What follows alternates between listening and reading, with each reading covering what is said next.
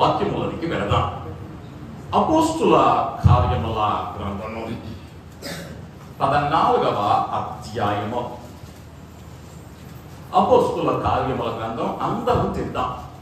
14వ అధ్యాయం 15వ వచనము మొదలు 17 వరకు అందరూ కూడా బైబిల్ ఉన్నవారు లేనివారు ప్రక్కన వారి బైబిల్లోనైనా చూసి చదవటానికి ప్రయత్నం చేయండి. అందరూ కలిసి చదువుదాం. అందరూ కలిసి. అయ్యలారా, మీరెందుకు ఇలాగూ చేయుచున్నారు? మేము కూడా మీ స్వభావం వంటి స్వభావము గల నరులమే. మీరు ఈ వ్యర్థమైన వాటిని విడిచిపెట్టి ఆకాశమును, భూమిని, సముద్రమును, వాటిలో సమస్తమును సృజించిన జీవము గల దేవుని వైపు తిరగవలనని మీకు సువార్త ప్రకటించుతున్నాను. ఆయన గత కాలములో సమస్త జనులను తమ తమ మార్గముల యందు నడువనిచ్చెను. ఆయనను ఆయన ఆకాశము నుండి మీకు వర్షమును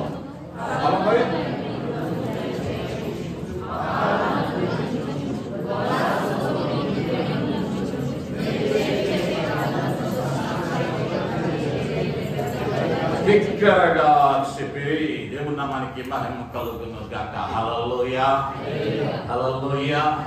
మనసులో అటు ఇటు ఉంటే ఇక్కడికి తీసుకొచ్చేద్దాం. వాక్యము మీద దృష్టి నిలుపుదాం. 15వ వచనములో పౌలు బర్నబాలు కలిసి ఏం మాట్లాడారు అన్న విషయాన్ని మనం గమనించాం. అక్కడ అన్నాడు, మేమును కూడా మీ వంటి, చదివారా? మేమును మీ వంటి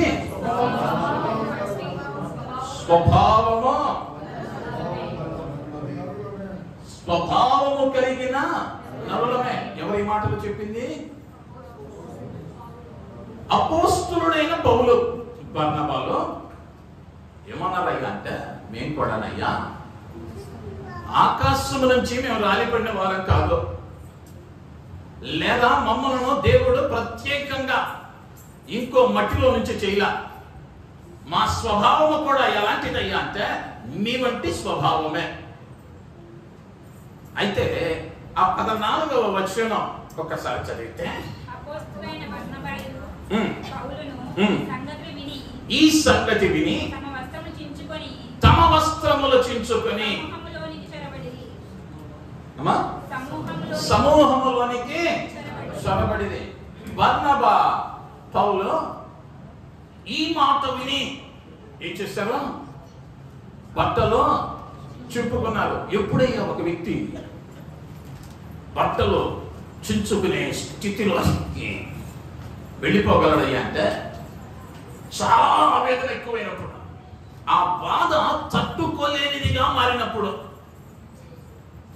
ఆ బాధ తట్టుకోలేనిదిగా మారినప్పుడు బట్టలు చించుకుంటారు. పౌలు బర్నబాలు ఇప్పుడు బట్టలు చించుకుని అక్కడ ఉన్నటువంటి జనసమూహానికి చెప్పిన మాట ఏమిటయ్యా అంటే, మేమును మీ వంటి స్వభావం కలిగిన వారమే. అయితే అయ్యలారా, మీరేం చెయ్యాలయ్యా ఇప్పుడు అంటే, జీవము గల దేవుని వైపు తిరగవలనని సువార్త ప్రకటించుచున్నాను. ఏం చెయ్యాలి మీరు? జీవము కలిగిన దేవుని వైపు తిరగాలని. ఎవరితో మాట్లాడుతూ ఉన్నాడో తెలుసా? అన్యులతో మాట్లాడలేదు. ఈ మాట జాగ్రత్తగా గమనించాలి. ఆ ముందున్నటువంటి మాటలు చదివితే ఎక్కడ నుంచి వచ్చిందో ఈ వేదన, ఎవరు కలిగించారో వేదన లేఖనం స్పష్టంగా చెప్పింది. పౌలు బర్నబాలు పరిచర్యకి వెళ్ళారు. 2వ వచనంలో వారు ఏం చేస్తారయ్యా అంటే, దేవుని వాక్యమును తేటగా, దేవుని వాక్యమును తేటగా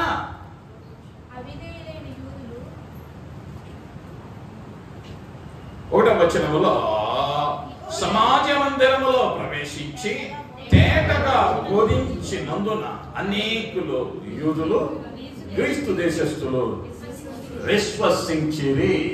ఏం చేశారయ్యా అంటే వాక్యాన్ని తేటగా బోధించిరి. వాక్యాన్ని బోధించటం మాత్రమే కాదు, ఎలా బోధించారయ్యా అంటే తేటగా. తేటగా అంటే ప్రతి వానికి అర్థమయ్యే రీతిలో. తేటగా అంటే స్వచ్ఛమైన వాక్యం. స్వచ్ఛమైన వాక్యం. ఆ వాక్యానికి రంగు పోయిలా. ఆ వాక్యానికి ఎవరికైనా నచ్చి ఆకర్షించబడితే బాగుండన్న ఆశ వారిలో లేదు. ఉన్నది ఉన్నట్లుగా ప్రకటించారు. ఎప్పుడైతే జరిగిందో 3వ వచనం 2వ వచనం వచ్చేసరికి అవిధేయులైన యూదులు అన్యజనులను పురిగొల్పి వారి మనస్సులో సహోదరుల మీద పగ పుట్టించిరి. సహోదరుల మీద పగ పుట్టించిరి. యూదులు అంటే ఎవరు? యూదులు ఎవరు? యూదులు ఎవరు? ఎవరు? దేవునిని ఎరిగిన వారు. ఇప్పుడు దేవునిని ఎరిగి తేట కలిగిన వాక్యం విన్నాక వీళ్ళు ఏమయ్యారు?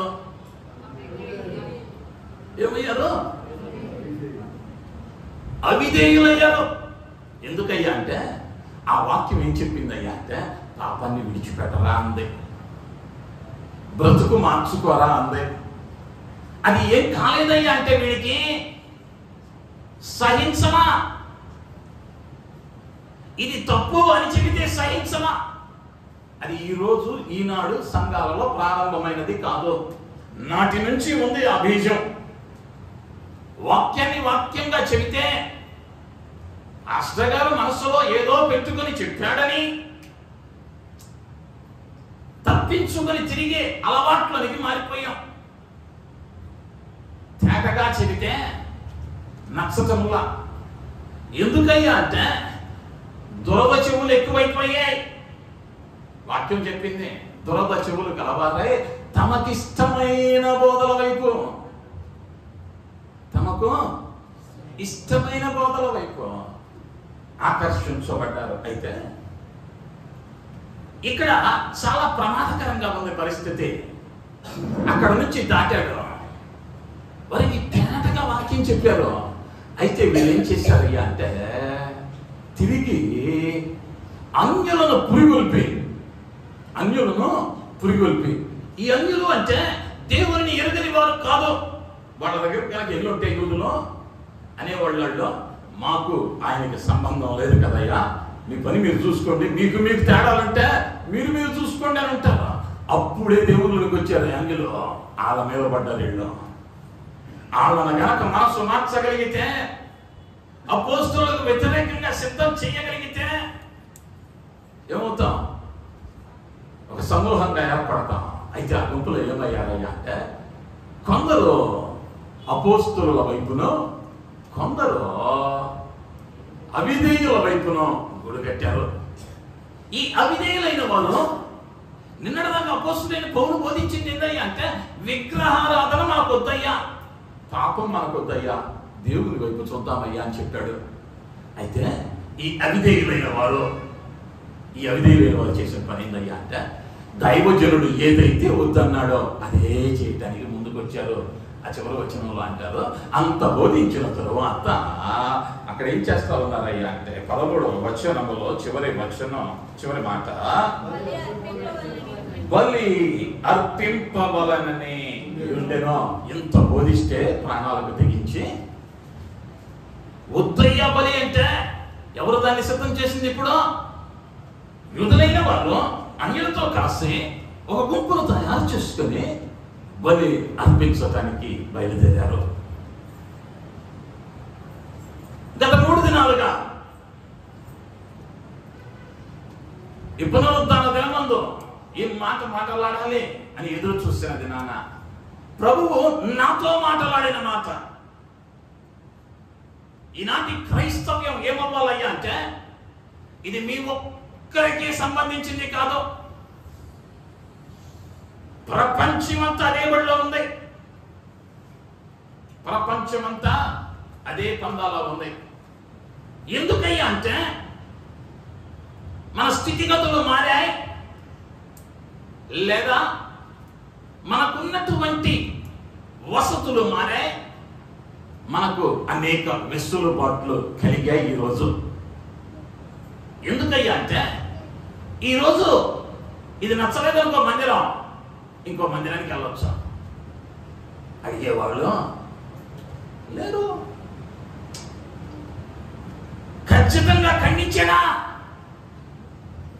కష్టమే.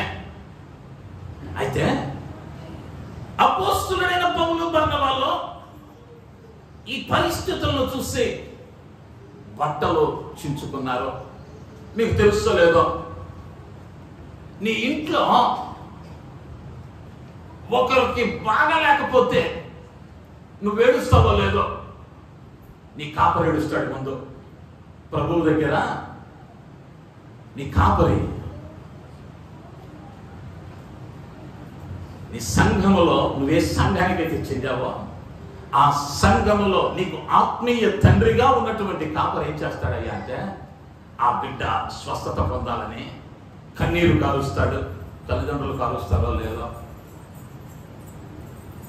ఒకవేళ నీ ఇంటిలో సంతోషమైన సంబరం ఏదైనా జరుగుతుందనుకో, ఆయన ఇంట్లో జరిగినట్లుగా ఆనందపడతాడు. నువ్వు అనుకోవచ్చు, నా ఇంట్లో ఏదన్నా కష్టం వస్తే ఊరే నిలవబడిద్దని. మంచిది, కానీ ఆ ఊరందరి ఎదుట వారికి నచ్చని మాట ఏదైనా మాట్లాడి చూడు, ఊరు ఉంటుందా? ఉండదు. కానీ సేవకుడంట కాదు, నువ్వు చాటుమాటున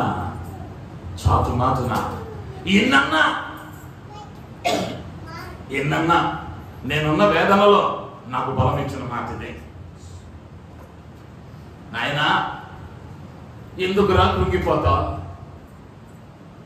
పౌలు బట్టలు చించుకునే స్థితిలోనికి వెళ్ళాడు. నిన్ను ఇంకా అనుమతించలేదుగా ఆనందపడన్నాడు ప్రభువు. హల్లెలూయా, హల్లెలూయా. ఎందుకయ్యా అంటే సేవకుణ్ణి ఎలా సంబోధించాలో తెలియని దౌర్భాగ్యమైనటువంటి దినాల్లో ఉన్నాం.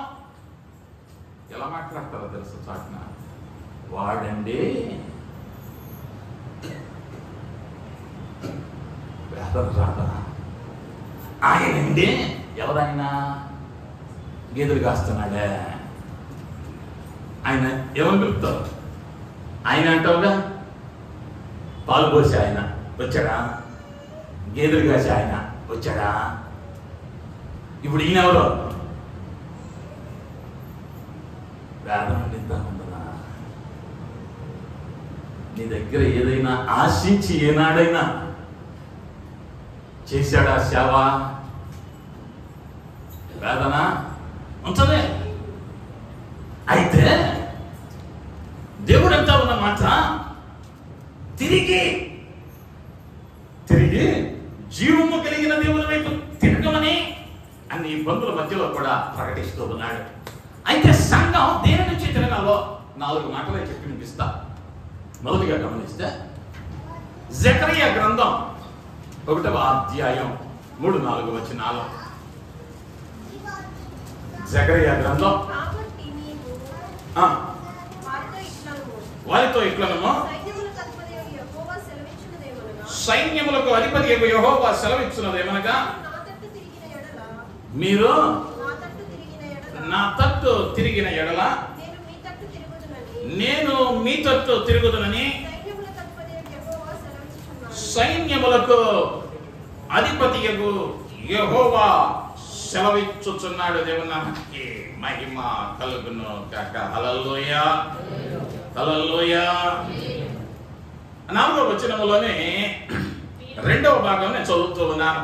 సైన్యములకు అధిపతి యెహోవా సెలవిచ్చున్నదేమనగా, మీ దుర్మార్గతను మీ దుష్క్రియలను మాని తిరుగుడని వారికి ప్రకటించెను, వారు వినక పోయిరి.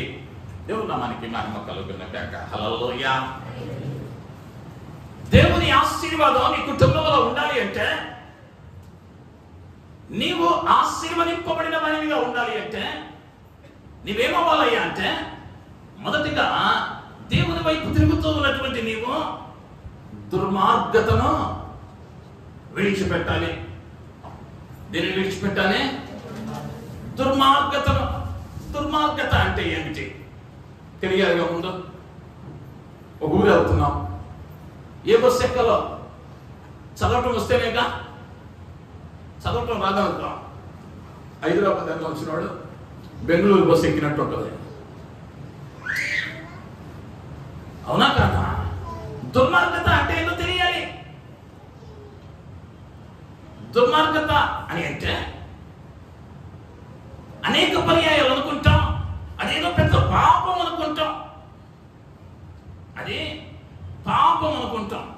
పాపము వాస్తవమే. దుర్మార్గత నుంచి బయటకు రమ్మన్నాడు అంటే దుష్టుడు అని ఒకటి పిలుస్తాం. ఎవరయ్యా వీడు అంటే దుష్టుడు అని పేరు పెట్టబడిన వాడు ఎవడు బైబిల్లో? సాతానుడు. అంటే ఈ దుష్టుని యొక్క కార్యాలు ఎక్కడి నుంచి వస్తా ఉన్నాయి? సాతాను నుంచి వస్తా ఉన్నాయి.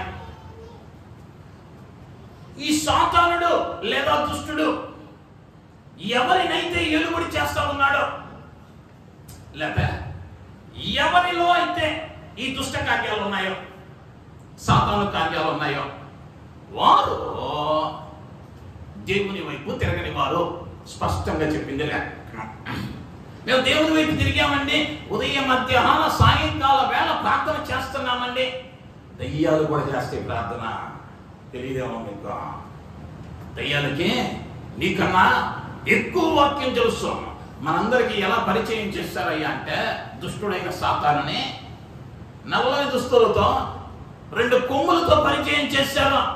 కాదు, వాస్తవానికి అది మానవాళికి అర్థం అవ్వాలని, దేవునికి దెయ్యానికి మధ్య ఉన్న వ్యత్యాసం కనిపించాలని అలా చిత్రీకరించారు పూర్వీకులు, పెద్దలు, పరిశుద్ధులు. వాస్తవానికి వాడు ఎవరయ్యా అంటే లూసిఫర్ అనబడిన వాడు దేవునిని ఆరాధించేటువంటి ఆరాధన యోధుల బృందానికి అధ్యక్షుడు వీడు. అంటే ఇతను ఎవడు? ప్రధాన దూతలలో ఒకడు. గాబ్రియేలు, మిఖాయేలు ఎలా ఉన్నారో లూసిఫర్ కూడా అలాంటి వాడే. గాబ్రియేలు, మిఖాయేలు ప్రత్యక్షమైన దినాన ఏమైందయ్యా అంటే గొప్ప వెలుగు వారి మీద పడింది, గొర్రెల కాపరుల మీద. అంటే లూసిఫర్లో కూడా ఉందా లేదా వెలుగు? అదే కోపకు చెందినవాడుగా. అర్థమవుతుందా? అదే ముఖవర్చస్సుగా మారలా. వాడు కూడా ఎలాంటి వాడు అంటే సౌందర్యవంతుడు, సౌందర్యము కలిగిన వాడు, చక్కని గాయకుడు. కానీ వాడు పడిపోయిన దినాన వాని క్రియలు మారినాయి కానీ రూపు మారలా. అర్థం చేసుకోవాలి. ఏం మారలేదు? రూపు మారలా, క్రియలు మారినాయి. ఇప్పుడు నువ్వు దుష్టునివా దేవుని సంబంధివా అని తెలియటానికి నువ్వు మందిరానికి వచ్చావా రాలేదా అన్నది కాదు సర్టిఫికేట్. నీ క్రియలు దేవుడు ఇష్టపడేవిగా ఉన్నాయా లేదా అన్నది ప్రాముఖ్యం. నీ క్రియలు ఆయనకు అంగీకారయోగ్యంగా ఉన్నాయా లేదా? దేవుడు నీ క్రియలను అంగీకరించాలి అంటే ఆయనకి ఇష్టమైన నడవడిక నీలో ఉండాలి. ఈ దుష్టులు ఏమైపోయాయి అంటే ఆనాటి సంఘం తేటగా బోధించేసరికి సంఘములో ఉన్న వారే భేదములు పుట్టించొచ్చు ఒక గుంపును సిద్ధము చేసి వ్యతిరేకముగా మాటలాడు కొరకు తయారు చేశారు. ఎందుకయ్యా అంటే ఇక్కడ అపోస్తలుడైన పౌలు ఉన్నది ఉన్నట్లుగా బోధించాడు. అది నచ్చలా, అది నచ్చలా. వాక్యం ఏమవుతున్నదయ్యా అంటే ఈనాడు అనేక మందికి నచ్చటంలా. ఎందుకయ్యా అంటే మనల్ని మనం మెచ్చుకునేటట్లేదు వాక్యం.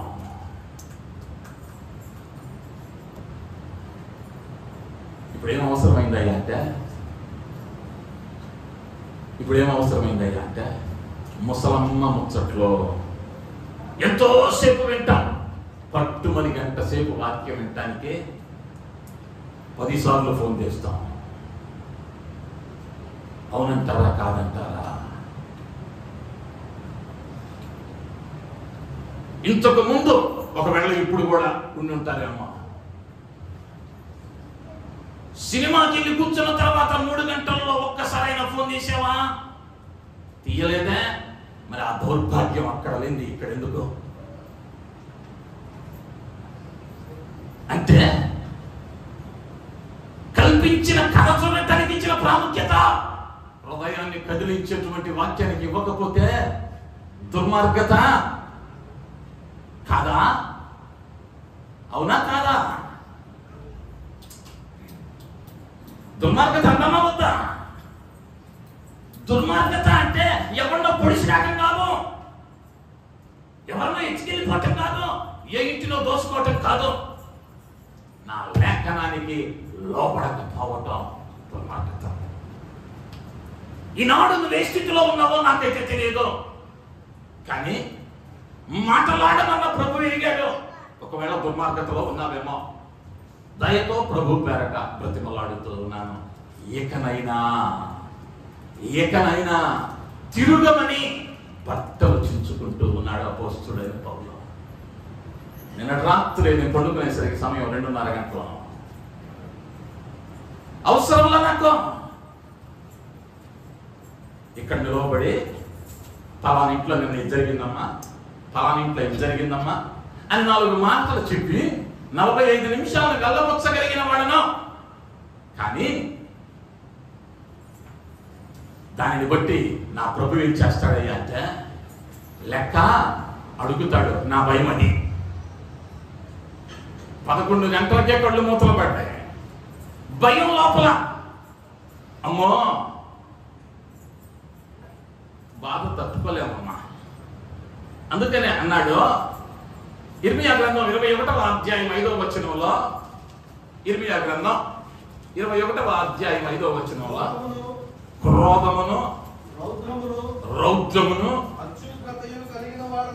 అత్యుగ్రతను కలిగిన వాడనై బాహుబలముతోను సాచిన చేతితోను.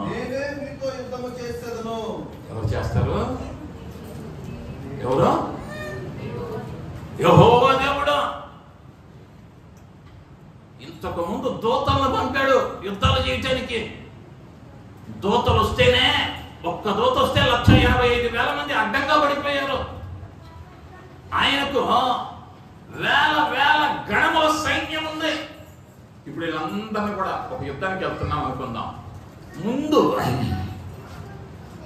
యుద్ధంలో చచ్చిపోయేటప్పుడు సైన్యమేగా, అంటే ముందు కత్తి చూసేటప్పుడు సైన్యమే ముందున్న పనివారు. ఈ యజమానుడు నాయకుడు ఎప్పుడు రంగంలో దిగుతాడయ్యా అంటే ఆఖరి నిమిషం. అప్పుడు దాకా చూస్తాడు, ఇంకా జయం వచ్చిద్దామని. ఇక అవకాశం లేదన్నప్పుడు అసలు ఆయన వస్తాడు. అంటే ప్రభువు కూడా ఇప్పటిదాకా ఇచ్చాడు అవకాశం. ఇక ఇప్పుడు అంటున్నాడు, రౌద్రముతో కోపముతో అత్యుగ్రతయు కలిగిన వానిగా నేను రాబోతూ ఉన్నాను. దేనికయ్యా అంటే నీతో యుద్ధము చేయటానికి. ఒకవేళ దారి తప్పు ఉన్నావేమో, అవిధేయుల గుంపులో ఉన్నావేమో, ప్రభు పేరట బ్రతిమలాడుతూ ఉన్నాను. ఇక చాలు ఇప్పటి వరకు చేసిన నాటకం ఎండుకడేద్దాం, క్రొత్త జీవితానికి నాంది పలుకుదాం. ఈ దుష్ట క్రియల నుంచి తిరిగితే ఎక్కడి నుంచి తప్పుకోగలవయ్యా అంటే దేవుని ఉగ్రత నుంచి తప్పుకోగలవు. దేవుని ఉగ్రత నుండి తప్పించగలిగిన సామర్థ్యం కలిగిన వాడు లోకమున ఎవడూ లేడు. 10,000 రూపాయలు బాండు పేపర్ తెచ్చిచ్చినా రాసిస్తా ఈ మాట. ఎందుకయ్యా అంటే అంత ఖచ్చితమైన మాట ఇది.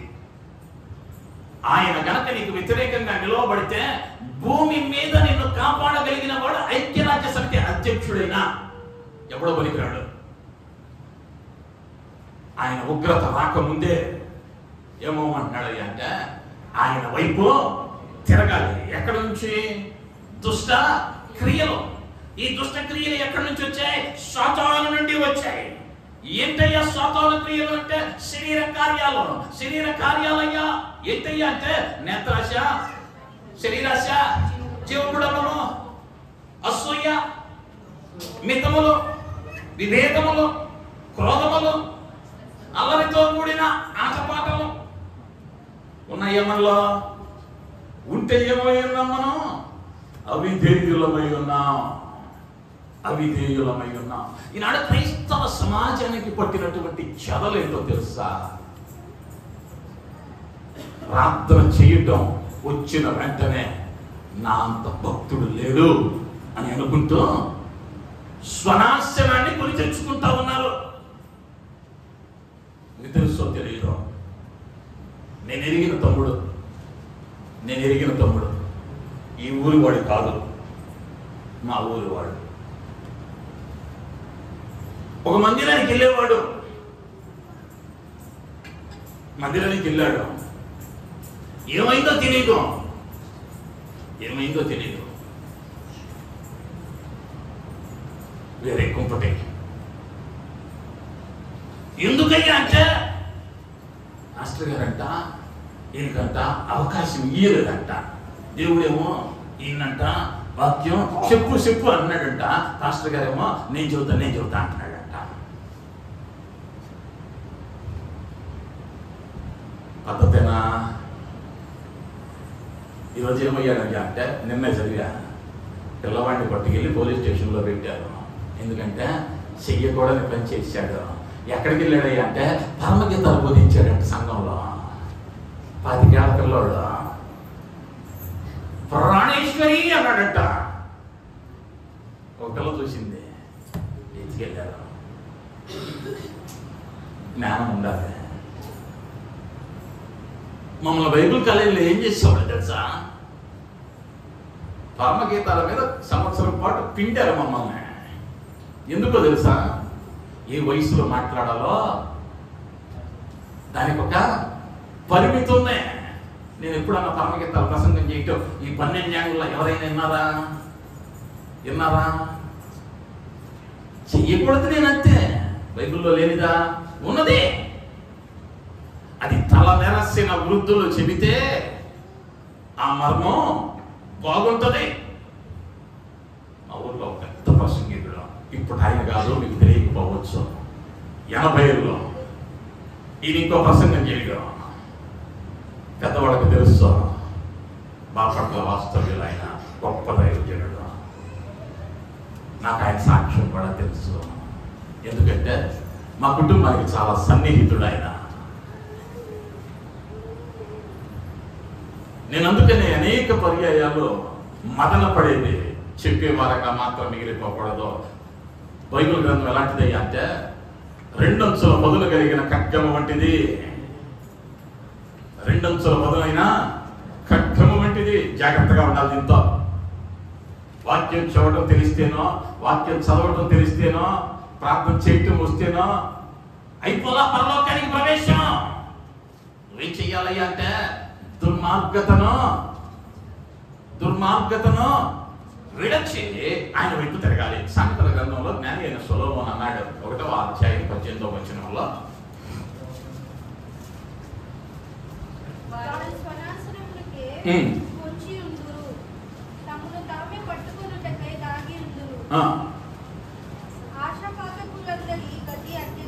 ఆశాపాతకుల అందరి గతి అట్టిదే.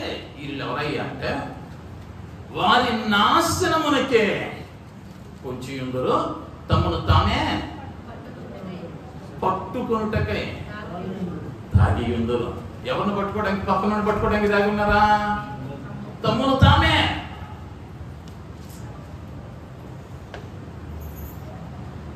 నువ్వు కనుక ఒక వ్యక్తి ఉమ్మూసేవనుకో, ఆకాశాన్ని చూసి అది ఏడ పడిద్ది? ఆకాశం మీద పడిద్దా?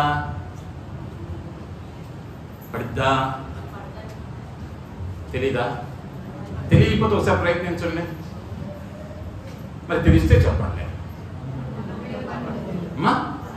మన మీద పడిద్దిగా. మరి దేవునికి వ్యతిరేకంగా నువ్వు తయారైతే నష్టం ఎవరికి? దేవునికా? ఒక మందిరంలో 100 రూపాయలు కానుక తగ్గిద్దా? నష్టం ఎవరికి? తమ స్వనాశనమునకే. అది తెలుసుకోవట్ల జనం. దుష్ట క్రియలను విడిచి తిరిగితే ఏం చేస్తానన్నాడు అయ్యా అంటే క్షమిస్తానన్నాడు.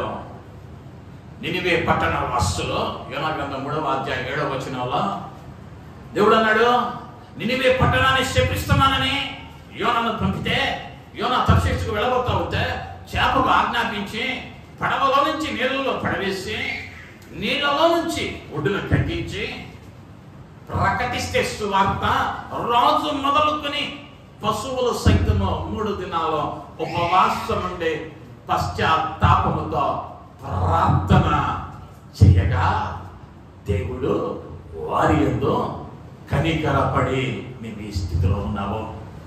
ప్రభు పేరట 2 చేతులు జోడించి బ్రతికులాడుతున్నాను. వేదాంతం ఎందుకయ్యా అంటే నాశనాన్ని కొని తెచ్చుకోవద్దు.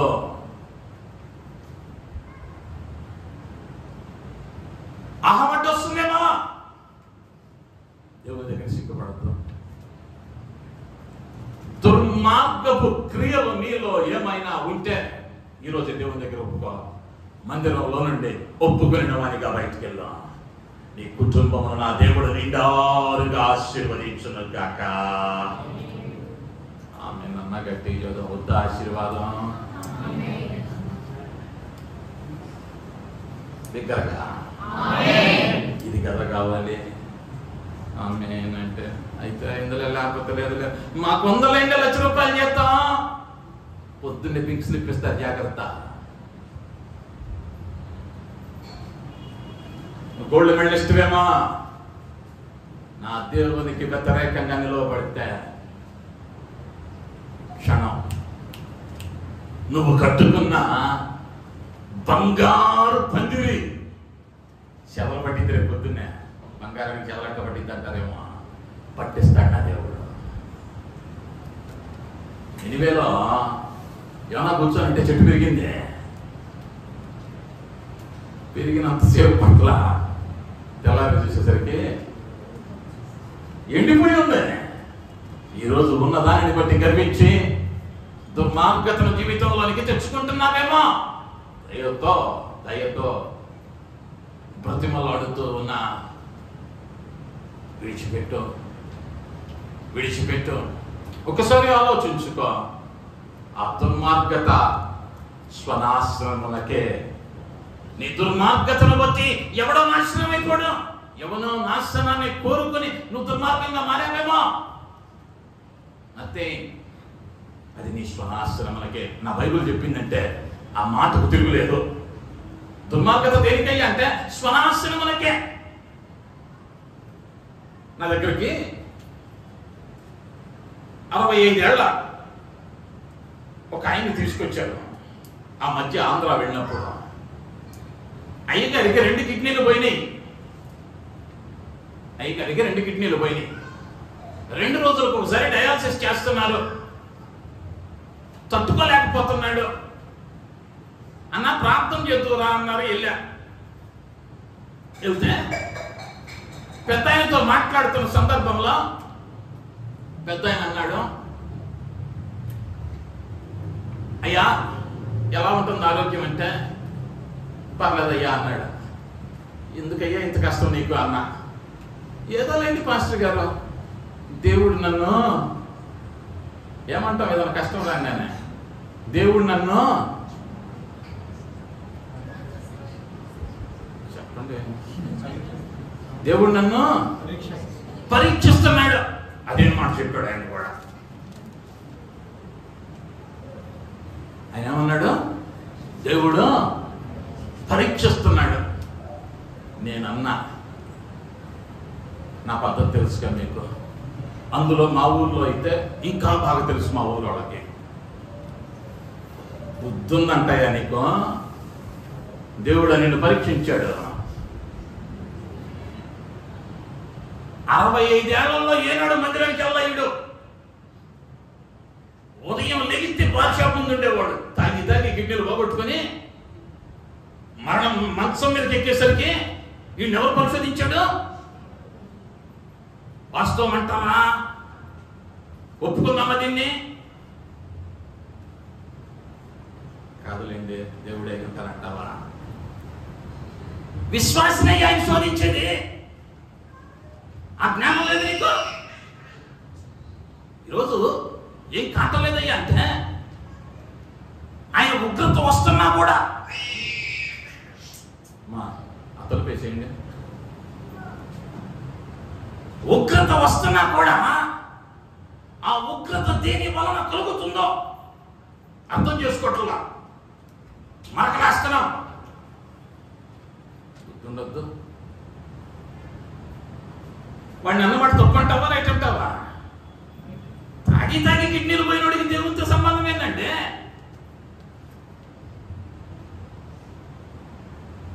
వాడు ఆల్రెడీ ఇంకో కంపెనీకి యజమానుడు, ఇంకో కూటానికి అధ్యక్షుడు.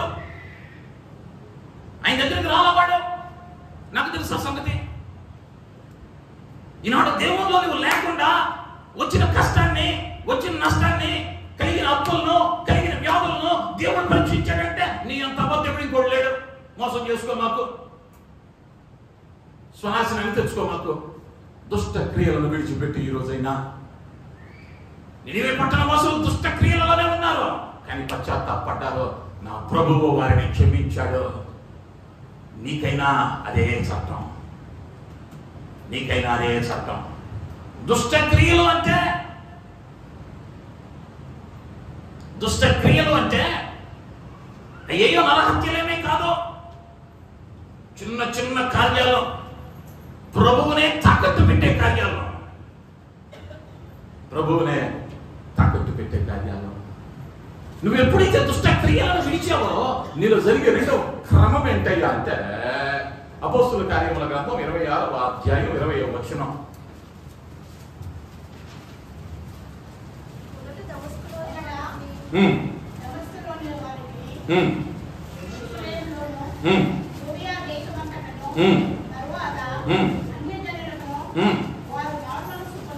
వారు మారు మనస్సు పొంది దేవుని తట్టు తిరిగి మారు మనస్సునకు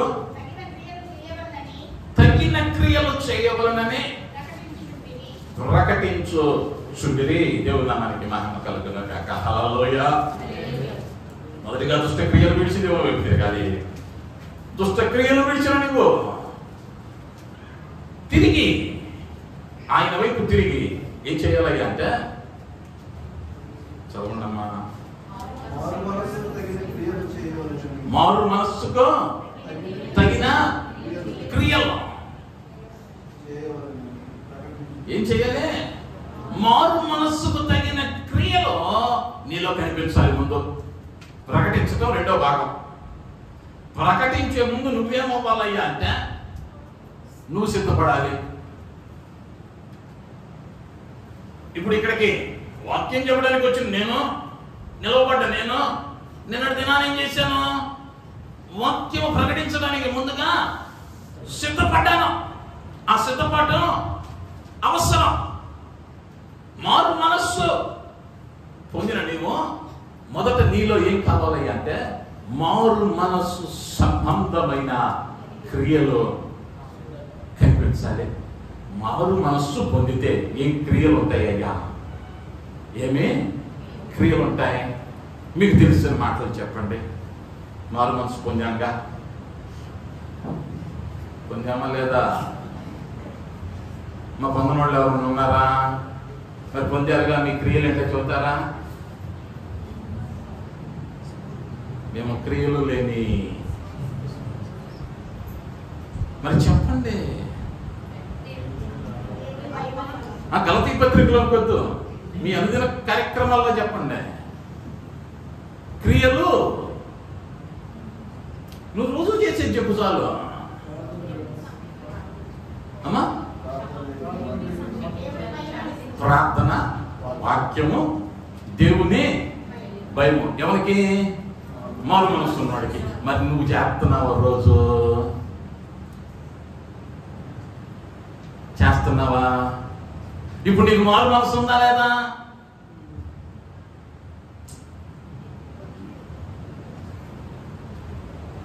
మారు మనసు క్రియలేంటి? ప్రార్థన, వాక్యము, దేవునికి సమయం ఇవ్వటం, దేవుని మాటలకు లోబడటం, నూతన సృష్టిగా మార్చబడటం. మరి ఉన్నావా? ఉన్నావా? ఈరోజు ఏం కాకలేదయ్యా అంటే పరిశీలించుకోవటంలా ఏ కాడికి పక్కనడికి ఆ మాటలోని చివరి మాట ఉందా? ప్రకటించుచో. ప్రకటించుచో. ఈ ప్రకటనలోనే ఉన్నాం కానీ పరిశీలనలో రావటంలా. విశ్వాస క్రియలు అయ్యి ఉదయం లేచావు, నోటిఫికేషన్లు ఎన్ని, ఎవరెవరు ఏమేమి పెట్టారు, ఈరోజు ఏం చెయ్యాలి, లేకపోతే ఆడవారైతే అమ్మా ఏ వంట చేయాలో, వీటి మీద ఉన్న ధ్యాస దీని మీద రావట్లా. విశ్వాస సంబంధమైన క్రియల వైపు రావటంలా.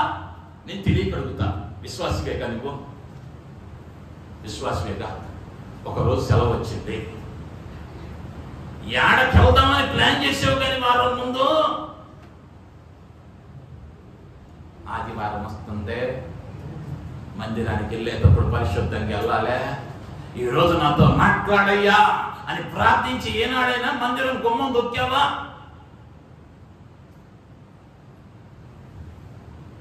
పరిశీలించుకోవాలా వద్దా?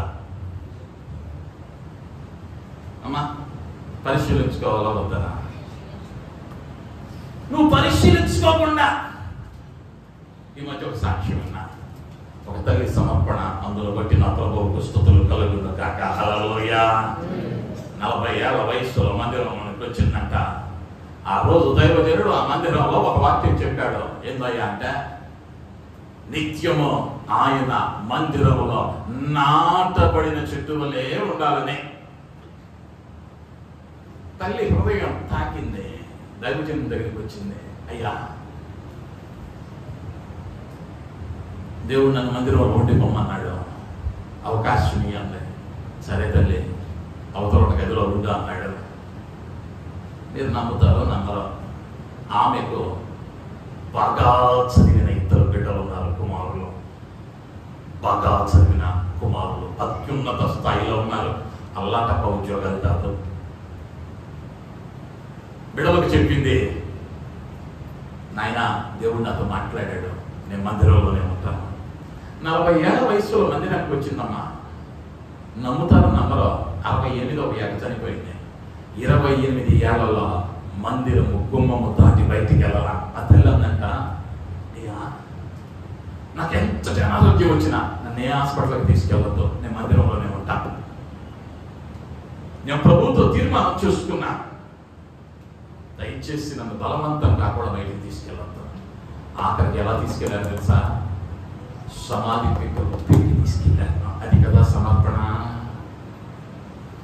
అది కదా దేవుడు కోరేది. అమ్మా, నీ పక్కన కూర్చున్న అక్క రాను, ఫలానా చోట ప్రోగ్రాం ఉంది వెళ్దామనగానే పరిగెత్తేదా సమర్పణ? అర్థమవుతుందా? 100 రూపాయలు లాభం వచ్చిందంటే ప్రక్కన పెట్టేదా దేవుని సన్నిధి? మరి ఈ విశ్వాస క్రియలో తాకట్టు పెట్టేమా లేదా దేవుడిని 100 రూపాయలకి? వేదన కలిగించే కార్యాలు. కానీ ఎవరమయ్యా అంటే, ఎవరమే? మారు మనసు పొందాం. మారు మనసు అంటే సరిపోలా, అలా బాప్తిసం పొందాం, బాప్తిసం పొందాం, బలలో చేసాం. ఎక్కడేసాం చెయ్యి? బలలో ఏముంది? ఆయన శరీరము, ఆయన రక్తం. మీకు దాని విలువ తెలియట్లేదేమో. చిన్న ఎగ్జాంపుల్ చెబుతా. ఒక ముస్లిం సహోదరి దేవుడు నమ్మింది, బాప్తీసం తీసుకుంది, భర్తకు తెలియదు, మందిరానికి వెళ్ళడానికి అవకాశం లేదు, ఇంట్లోనే ప్రార్థిస్తుంది. దైవజన దగ్గరికి వెళ్ళి బాప్తీసం అడిగింది. ఆమె విశ్వాస పరిమాణాన్ని బట్టి బాప్తీసం ఇచ్చింది. చెప్పాడు, అమ్మా రేపటి ఆదివారం, మొదటి ఆదివారం బలాలను ఉంది, ప్రభు శరీరాన్ని ఆయన రక్తాన్ని మనం పానం చేయాలి, భుజించాలి, మందిరానికి తప్పకుండా రా, చాలా విడుచుకోకు అందే అన్నాడు సేవకుడు. సరేనంది, వెళ్ళిపోయింది ఇంటికి. ఆదివారం వచ్చింది, రెడీ అయింది మందిరానికి వెళ్ళడానికి. పాపం ఏమోకి బలారాధన అంటే ఆయన శరీరము ఆయన రక్తము అనుకుంటా ఉంది. భర్త అన్నాడు, వెళ్ళటానికి లేదు, వెళ్ళావా అటు నుంచి అటు వెళ్ళిపోయి ఎక్కడైనా సావు, ఇంటికి రా, మాకు నా పరువు తీయొద్దు. అయితే బ్రతిమలాడింది. ఆఖరికి అన్నాడు, సరే వెళ్ళు, అయితే ఆ యేసు శరీరాన్ని రక్తాన్ని తినాలంటున్నావుగా, తాగాలంటున్నావుగా, అక్కడ తినమాకు, నీకు ఇచ్చిన భాగాన్ని ఇంటికి తీసుకురా, తీసుకొచ్చి నాకు చూపించి అప్పుడు తిను, నేను కూడా నీ మార్గంలోకి వస్తానన్నాడు. ఈమెకి ఎక్కడ లేని సంతోషం, ఆహ్లాదంలో ఎంత ఆనందం ఉందో తెలుసా? నా భర్త మారబోతా ఉన్నాడు. అది ఆమె విశ్వాసం. పిచ్చిదలు అనుకుంటారేమో, ఆమె విశ్వాసం. అది ఆరాధన అయిపోయింది, అందరూ వరుసగా నుంచున్నారు, బల్లారాధన సౌరు చేయబడతా ఉంది. కళ్ళు మూసుకోమన్నాడు పాస్టర్ గారు. పాపం మనంతా తెలివి ఆమెకు లేదు, అప్పుడప్పుడు కళ్ళు తెరిచి చూడవచ్చు అని. కళ్ళు మూసుకొని ఉందో, చుట్టూ ఏం జరుగుతుందో తెలియదా. ఈమె దగ్గరికి వచ్చినాక ఓ రొట్టె ఒక చేతిలో పెట్టాడు, ఇంత కప్పు ద్రాక్షరసం పెట్టాడు. చూడంగానే గుండె పగిలిపోయింది. అయ్యో, ఈ పాస్టర్ మాట నమ్మి నా భర్తకి ఏం చెప్పొచ్చాను? యేసయ్య శరీరం రక్తం తెస్తానయ్యా అని చెప్పొచ్చా ఈ పాస్టర్ మాటని. ఇప్పుడు నా పరిస్థితి ఏంటి? మామూలు అయితేనే నన్ను ఎలా కొడతాడో తెలియదో, ఈరోజు చచ్చిపోయాను అనుకుంది. కళ్ళు దారులుగా కారుతున్నాయి, కంట్రోల్ కావట్లా, ఇక అంతే పట్టుకుంది. ఏడ్చుకుంటూ, యేసయ్యా నేను నమ్మొస్తే నాకు ఇదే గతి, యేసు నన్ను కాపాడు అనుకుంటా ఏడ్చుకుంటూ ఇంటికి వెళ్ళింది. భర్తకు అర్థమైపోయింది, దొరికింది నాకు అనుకున్నాడు. ఏది చూపి అంతే భయపడిపోతుంది. ఎందుకయ్యా అంటే ఈ చెయ్యి మూసేటప్పుడు దానిలో ఏముందో ఆమెకు తెలుసు. రొట్టె ముక్క చాలాసేపుగా తీశాడు, షిపులు తీశాడు, బెల్ట్ తీశాడు, చెయ్యి ఓపెన్ అవట్లా, చంపేస్తానని మెడ మీద కత్తి పెట్టాడు. ఇప్పుడు ఇప్పింది చెయ్యి, గుండెలు బాదుకుంటూ అంత దూరంలో పడ్డాడు భర్త. కారణం ఏంటో తెలుసా? ఈ రొట్టె ముక్క మాంసం ముద్దగా మారింది. హల్లెలూయా. నా దేవుడు ఎవరయ్యా అంటే, శూన్యములో నుండి సమస్తం చేసిన వాడు. తక్కువ వచ్చిన అయ్యో, నీ విశ్వాసం ప్రాముఖ్యం కార్యం చూడటానికి. నీవు మారు మనసు పొంది మారు మనసులో తగిన క్రియలు నువ్వు చూడకుండా చేయకుండా అద్భుతం జరగాలి అంటే అసాధ్యం.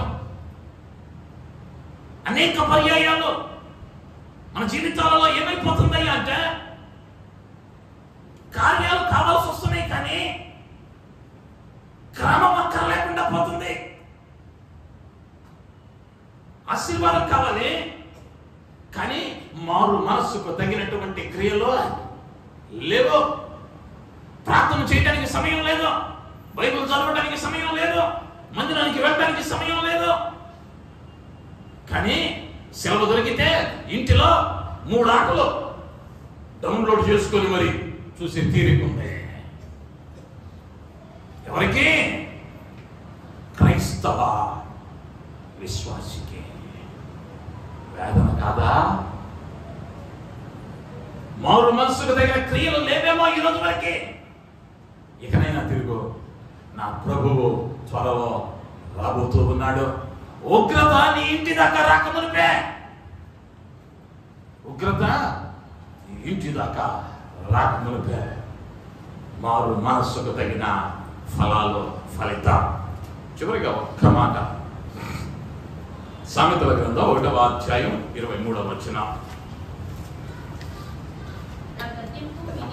నా గద్దింపు విని తిరుగుడి, ఆలకించుడి, నా ఆత్మను మీ మీద కృమ్మరించుదును. దేవుని నామానికి మహిమ కలుగును గాక. నువ్వు దుష్టక్రియల నుంచి తిరిగావు, దేవుని వైపు తిరిగిన నీవు, దేవుని వైపు తిరిగిన నీవు ఏం కావాలి అంటే మారు మనస్సు పొందాలి. మారు మనస్సుకు తగిన క్రియలు ఉండాలి. అక్కడితో సరిపోలేదు. ఏం కావాలి అంటే గద్దింపునకు, గద్దింపు విని తిరుగుడి, నా ఆత్మ నీ మీద కృమ్మరించుచున్నాను. దేవుడు అంటా ఉన్నాడు, నా గద్దింపునకు విని తిరగండి. గద్దింపు విని తిరగకపోతే రౌద్రముతో క్రోధముతో మీ మీద యుద్ధం చేయడానికి వస్తానన్నాడు. ఇప్పుడు ఏం కావాలి? ఆయన గద్దింపునకు లోబడాలి. అదే సామెతల గ్రంథంలోనికి వస్తే 15వ అధ్యాయం 5వ వచనం. మూఢుడు తన తండ్రి చేయు శిక్షను తిరస్కరించును, గద్దింపునకు లోబడువాడు బుద్ధిమంతుడగును. దేవుని నామానికి మహిమ కలుగును గాక. హల్లెలూయా. నువ్వు ఏ కోవలో ఉన్నావో ఆలోచించుకో. నువ్వు అవసరం, నువ్వు మొదటి లైన్లో ఉన్నావా, రెండో లైన్లో ఉన్నావా? ఏమన్నాడు? ఏ మొదటి లైన్లో అంటే మూఢుడు తన తండ్రి చేయు శిక్షను తిరస్కరించును. జ్ఞానం కలిగిన వాడు బుద్ధిమంతుడు, గద్దింపునకు లోబడతాడు. ముందుడు ఏం చేశాడయ్యా అంటే గద్దింపును తిరస్కరించాడు. తండ్రి, ఏ తండ్రి అయినా, అది ఆత్మీయ తండ్రి అయినా, శరీర ప్రకారమైన తండ్రి అయినా, ఊరకే ఎవడన్నా గద్దిస్తాడండి బిడ్డనే. మీ నాన్న అనవసరంగా ఎప్పుడైనా తిట్టాడా మిమ్మల్ని? అమ్మా తిట్టాడా? తిట్టలేదుగా. ఒకవేళ తిట్టినా ఎందుకు తిట్టుంటాడు? గద్దించుంటాడు. ఎందుకు గద్దించుంటాడు? నిన్ను సరైన మార్గంలో నడిపించడానికి. నీ తండ్రి నిన్ను గద్దించినప్పుడు నువ్వు ఏమై ఉండాలయ్యా అంటే లోబడితే, బైబిల్ అన్నమాట, నువ్వెవరివి?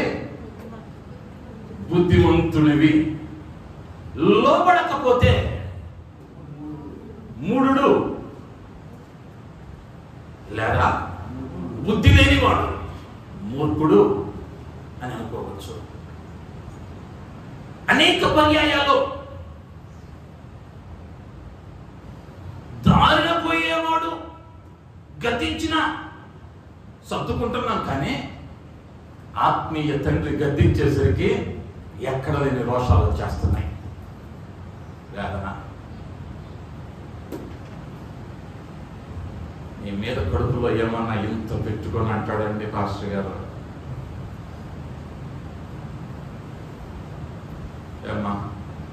ఏమన్నా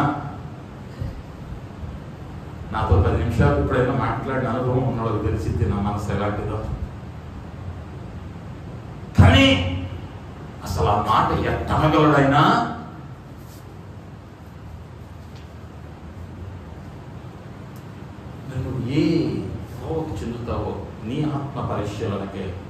అప్పగిస్తూ ఉన్నాను. ఇంకొక మాట జ్ఞాపకం చేస్తూ ఉన్నాను. 13వ అధ్యాయం 1వ వచనం.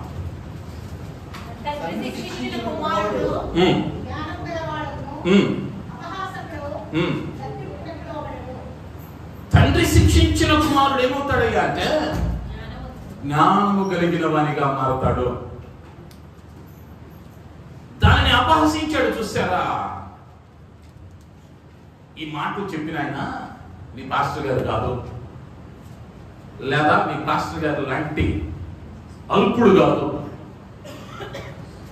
ప్రపంచంలో క్రీస్తుని ఎరగని వారు, జ్ఞానులు ఎవరైనా ప్రపంచంలో ఇంతవరకు పుట్టారా అని పరిశోధన చేస్తే ప్రథమ స్థానంలో నిలిచిన వ్యక్తి సొలొమోను మహారాజు చెప్పిన మాట. తండ్రి గద్దించిన దినాన అది వాక్యములో గద్దించాడా లేదా నేరుగా హెచ్చరించాడా? హెచ్చరించిన దినాన ఏమన్నాడయ్యా అంటే గద్దింపునకు లోపడాలి. లోపడితేనే నువ్వేం అవ్వగలవయ్యా అంటే జ్ఞానవంతుడము, బుద్ధి కలిగిన వాడు అవ్వగలవు. నువ్వు అవునన్నా కాదన్నా ఇక్కడ నిలవబడిన దైవజనుడు నీకేమవుతాడయ్యా అంటే ఆత్మీయ తండ్రి. నువ్వు ఒప్పుకోకపో. అవునంటారా కాదంటారా? మా తండ్రులు వేరే ఉన్నారంటారా? మంచిదే. నీకు అనేక మంది తండ్రులు ఉండొచ్చు ఆత్మీయంగా. కానీ నీకు ఈ పట్టణంలో, ఈ మందిరంలో నిన్ను తెచ్చాడు ఆయన అంటే నాకు బిడ్డగా నిన్ను ఇచ్చాడు. నాకు బిడ్డగా నిన్ను ఇచ్చాడు. నిన్ను ఇచ్చినప్పుడు నీ కోసం ఏడవలసింది నేనే, బాధపడాల్సింది నేనే, నీ ఆనందంలో కలిసి సంతోషించాల్సింది నేనే. నేను ఒక మాట అడుగుతా. ఉద్యోగంలో జాయిన్ అయ్యావు, 2 సంవత్సరాలు అయింది. 100 రూపాయలు కూడా ఇంక్రిమెంట్ పెరగల. ఉద్యోగంలో ఉంటావా మాంతావా? వాస్తవం చెప్పండి. మారతావా లేదా? ఉద్యోగం చేస్తా ఏమంటారు గారు? మారతావా ఉంటావా? మారతావు. కానీ నీ దైవజనుడు ఏం కాడయ్యా అంటే రూపాయలు వచ్చినా రాకపోయినా 12 ఏళ్ళ నుంచి ఇదే పని, ఇదే స్థలం. మరేడా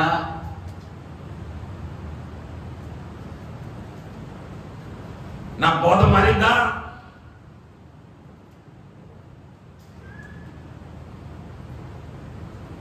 ఏం కావాలయ్యా అంటే వీళ్ళు ఎవరయ్యా అంటే ఇక్కడ నిలబడేవారు జీవితాన్ని త్యాగం చేసి వచ్చిన వాళ్ళు.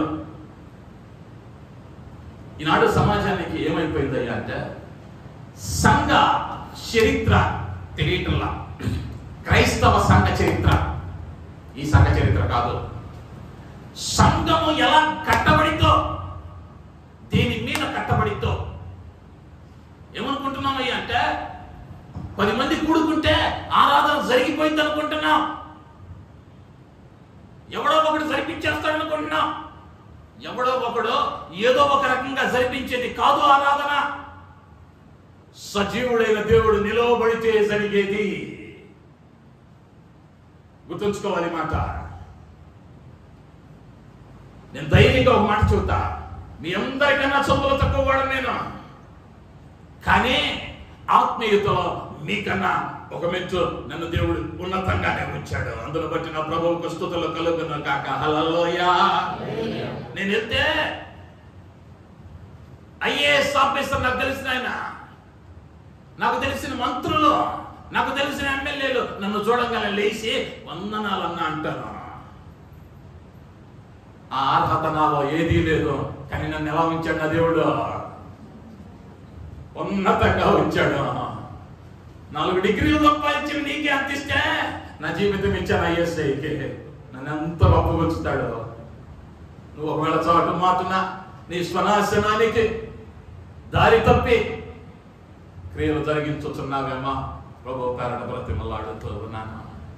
ఇకనైనా అపోస్తలుడైన పౌలు వేదవుతానన్నా బట్టలు చించుకున్నాడంటే ఏడ్చాడా లేదా? ఏడ్చాడా బట్టలు చించుకున్నాడా? ఎందుకయ్యా అంటే అంత ప్రసంగం చేసిన సంఘానికి ఏం కాలేదయ్యా అంటే అర్థం కాకుండా వద్దు పని అన్నాడు. కానీ ప్రసంగం అయిపోయేసరికి ఏం తీసుకొచ్చి పెట్టారు? బలి అర్పించటానికి పశువును తెచ్చాడు. ఎవరు ఏమనాలి? దేవునికి ఇది ఇష్టం లేదు అన్నప్పుడు దీన్ని చేయాలి, మానేయాలి విశ్వాసి. కానీ మాకు ఇదే ముఖ్యం అన్నావా? నిన్ను ఏ గుంపులో వేశాడయ్యా అంటే అపవాది గుంపులో. విశ్వాసిని నేను మోసం చేసుకో మాకు. నీ ప్రార్థన వింటున్నాడు అనుకో మాకు. నేను ఇంతకుముందు చెప్పా, ఆశీర్వాదం సాతానుడు కూడా ఇస్తాడు. మీకు తెలుసో తెలీదో? వీడు ఆఫర్ అలకి యేసుకే ఇచ్చాడు. ఆఫర్ ఉన్నతమైన శిఖరం మనకు తీసుకుని వెళ్ళి ఎక్కించి, ఇదిగో నాకు ఒక్కసారి నమస్కారం చేస్తావా సాష్టాంగపడి? ఈ లోక వాక్యాలన్నీ నాయే నీకు ఇచ్చేస్తా అంటే వాడి ఆధీనంలో లేకపోతే వాడు సవాల్ చేయగలిగేవాడా? అంటే సాతానికి ఏముంది? ఒక వ్యక్తిని ఆశీర్వదించేటువంటి అవకాశం ఉందనే కదా అర్థం. ఏసుకిస్తానన్నాడు కమ్మా, అన్నాడా లేదా? అంటే ఒకవేళ ఈరోజు నువ్వు దేవునికి అవిధేయంగా బ్రతుకుతూ ఉన్నా, ఆశీర్వాదమైన స్థితిలో ఉన్నావేమో, నా దేవుడు ఇంకా జాలి చూపుతున్నాడని అర్థం. నా దేవుడు ఇంకా జాలి చూపుతున్నాడని అర్థం. అక్కడ ఒక చక్కని మాట ఉంటుంది, 2వ పేతురు పత్రిక 3వ అధ్యాయం 9వ వచనంలో.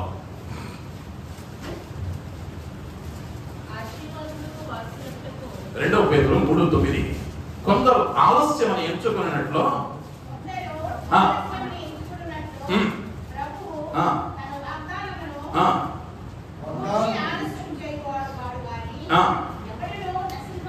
ఎవడునో నశింపకూడదని ఇచ్చేయక అందరూ మారు మనస్సు పొందవలనని కోరుచు. ఇంకా నీ జీవితంలో కష్టం రాకుండా ఆగుతూ ఉన్నాడంటే ఇంకైనా మారుతావని. నువ్వు భక్తిపరుడు అని కాదు, నువ్వేదో గొప్ప దానాలు చేసావని కాదు, నువ్వేదో మరేదో అని కాదు. ఆయన జాలి చూపుతా ఉన్నాడు నీ మీద, నా మీద. ఎందుకని అంటే మారు మనస్సు పొంది మారు మనస్సుకు తగిన క్రియలను మనం ఫలించుతూ తండ్రి అయిన దేవుని గద్దింపులకు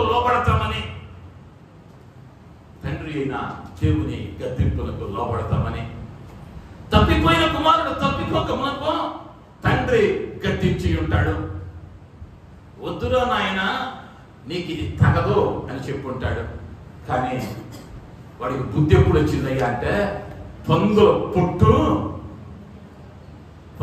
పొట్టు తినేటప్పుడు మంచి గ్లాస్ టేబుల్ మీద చక్కని మాంసాహారం వడ్డించిన దినాన ఏమైంది? బైబిల్ పరిభాష నాకు చాలా ఇష్టం. తిట్టడానికి కావలసినన్ని మాటలు ఉంటాయి.